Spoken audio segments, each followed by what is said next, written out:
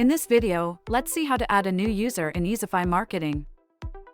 Click on Users in the navigation bar. You can see the existing sub-users here. Click Add User on the top right.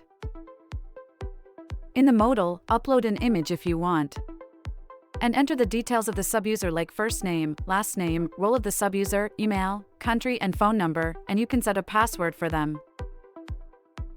Click the Submit button to add the new user. The sub-user is created successfully. You can also click on the user profile icon in the top right corner to add new user. You can add new user by clicking on the Add User button in the user profile. That's all about adding new sub-user in Easify. Thank you for watching.